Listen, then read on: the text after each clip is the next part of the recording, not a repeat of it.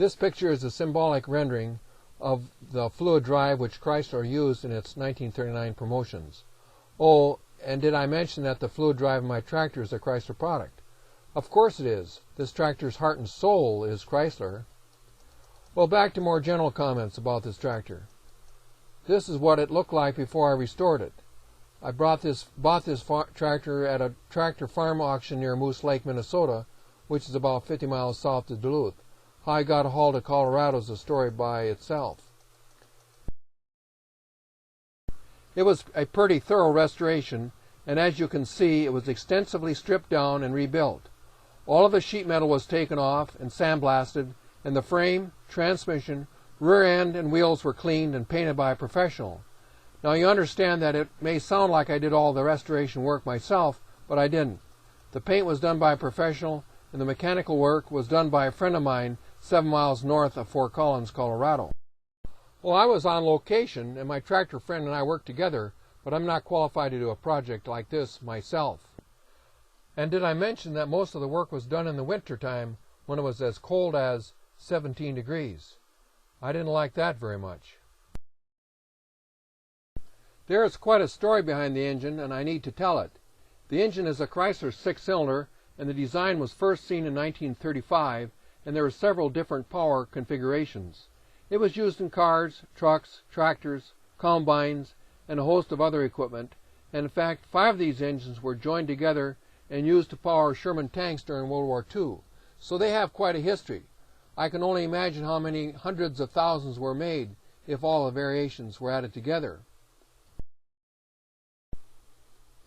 These engines were used by Chrysler in some U.S. and Canadian applications until 1968, but Chrysler continued to build these engines for the export market until 1978. This specific engine was built in 1978 and was installed in a military Dodge Power Wagon and exported to the Israeli Army. Then in November of 1983, the engine was rebuilt by the Israeli Army and placed in their supply chain. Well, anyway, the engine was never used, and it, along with about 24 other surplus engines, found its way back to a broker in Iowa and then sold at retail to me. Well, the engine is exactly what my tractor calls for, except now my tractor is a 1951 and the engine is a 1978. Later I will show you the pictures of the serial number plate, which is in Hebrew. Yes, I kid you not, the serial number plate is in Hebrew.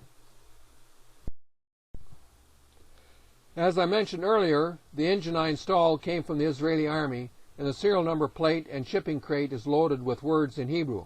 I tried to get the information translated, and what I will read next is all I could get. The information fell short of what I hoped for, but it was provided by a person whose first language is Hebrew.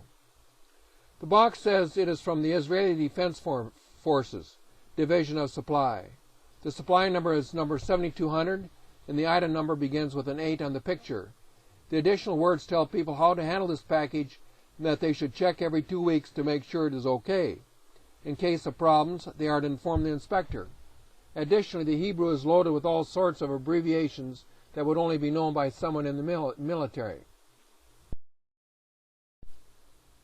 I didn't get the serial number plate translated, but I can tell you that it does say that the main and rod bearings are standard size, meaning that they did not require resurfacing when rebuilt.